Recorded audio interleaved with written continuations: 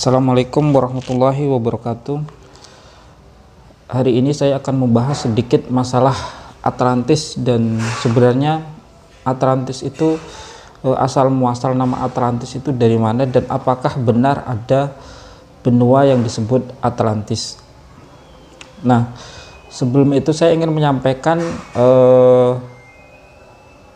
suatu konten yang sangat menarik ya dari salah satu konten kreator atau YouTuber Indonesia yang cukup terkenal dalam hal pembahasan masalah-masalah yang seperti ini, yaitu Guru Gembul. Dan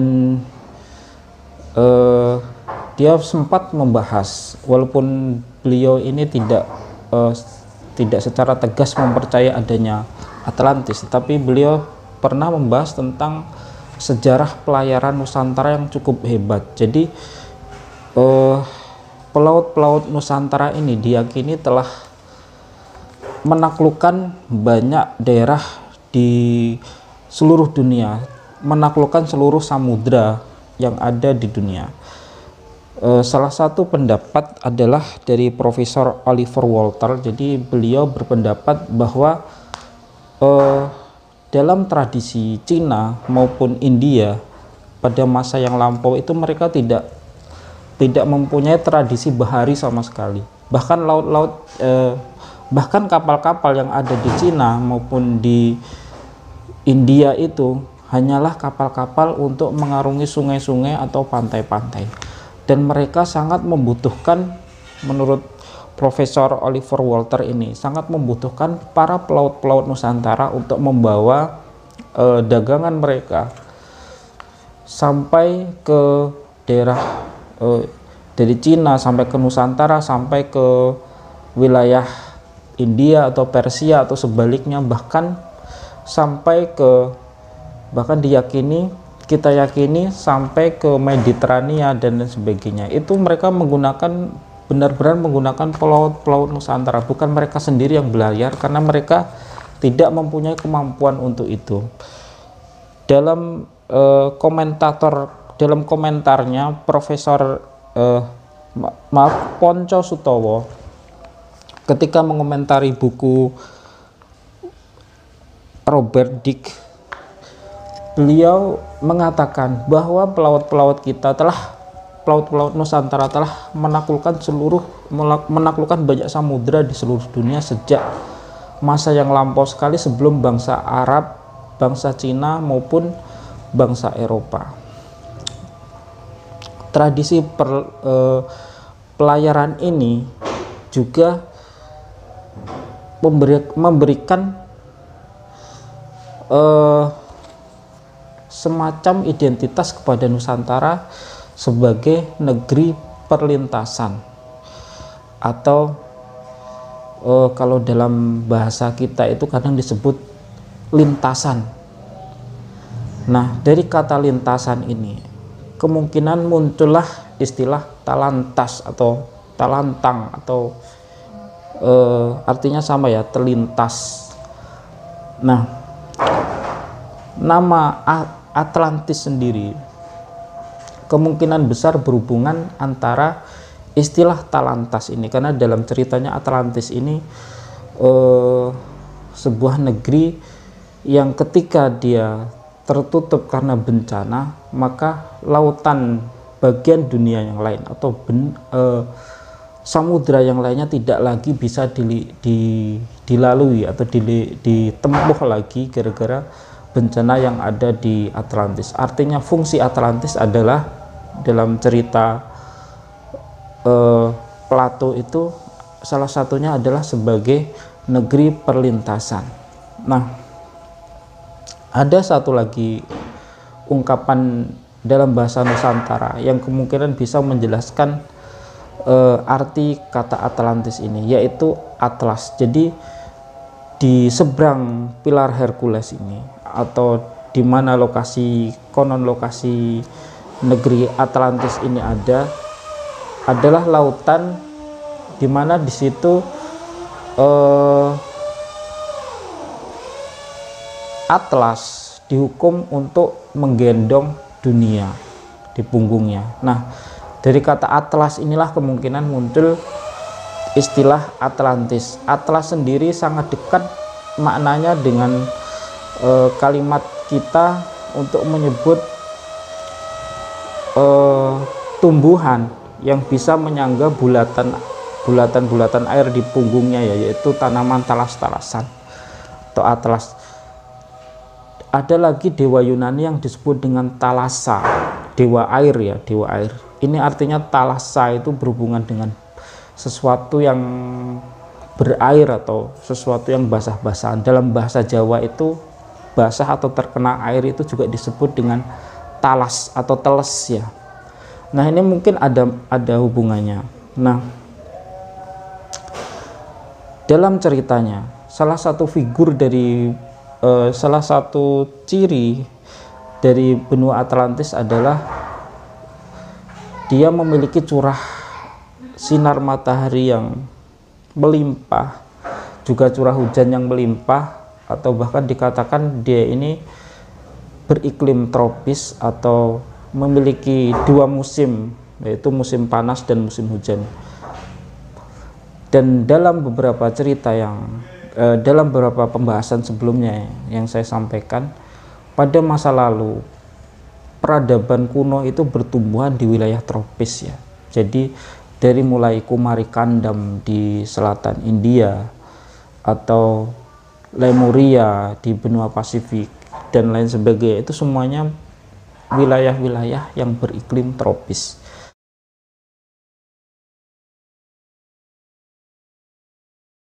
Nah, kemungkinan hubungannya juga dengan itu ya. Jadi Atlantis ini dari kata talas atau atlas atau sesuatu negeri yang memiliki wilayah yang basah, yang beriklim basah atau tropis. Dan kemungkinan juga dari kata talantas atau lintasan, negeri yang merupakan lintasan-lintasan bagi samudra-samudra atau lautan-lautan atau benua-benua yang ada di dunia. Jadi menurut bahasanya, kemungkinan istilah Atlantis ini sendiri memang diambil dari bahasa-bahasa atau istilah-istilah kuno yang ada di Nusantara untuk menyebut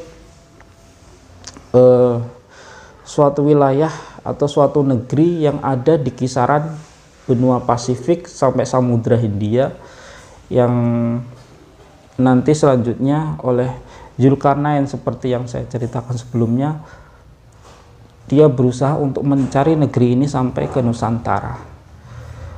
Dan negeri ini bisa jadi diucapkan berbeda-beda dalam berbagai bentuk, dan mungkin negeri ini tidak sehebat seperti yang diceritakan dalam legenda Yunani, tetapi yang jelas negeri ini kemungkinan besarnya memang pernah ada atau pernah tumbuh yang menjadi peradaban atau imperium yang cukup besar di wilayah tersebut, seperti yang saya ceritakan sebelumnya.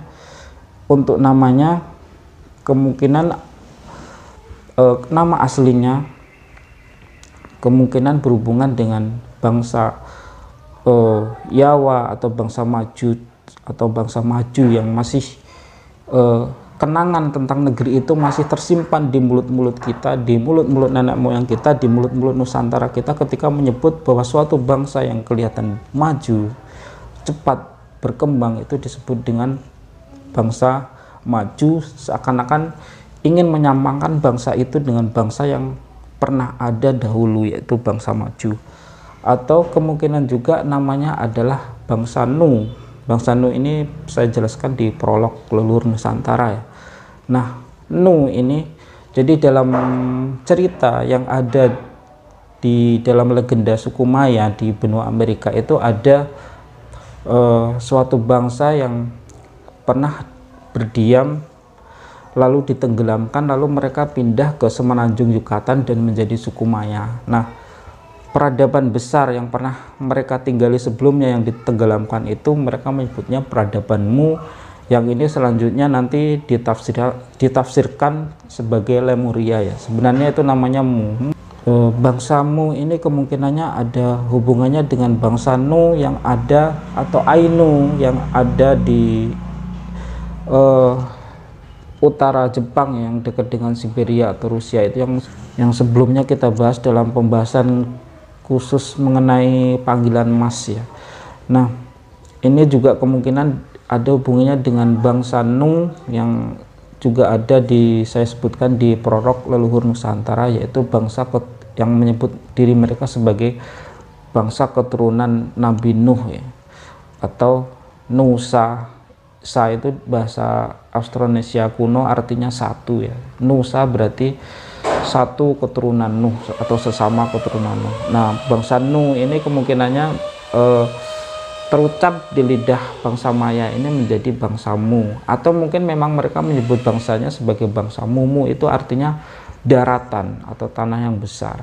Jadi dalam bahasa Jawa itu daratan atau tanah itu mereka menyebutnya lemah. Dalam bahasa Thailand itu ada sebutan muang Thai itu nama asli Thailand ya, dan banyak sekali di wilayah Indochina itu juga disebut dengan kalimat mu, atau kalau dalam bahasa Inggris itu kita mengenal kata kalimat moss atau tanah juga, pasir juga. Nah, ini mungkin semuanya ada hubungannya yang kita nanti akan bahas dalam pembahasan Leluhur Nusantara, akan kita bahas lebih mendetail masalah-masalah seperti itu. Jadi Atlantis,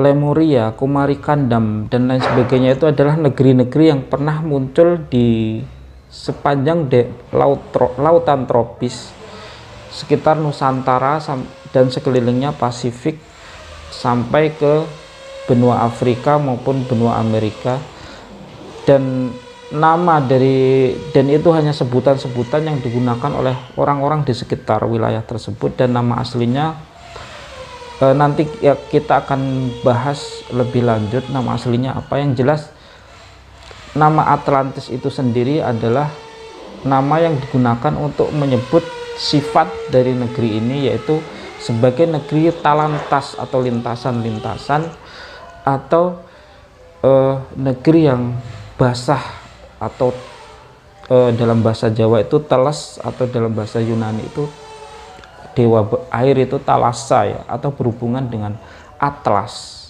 yang menyangga bumi ya.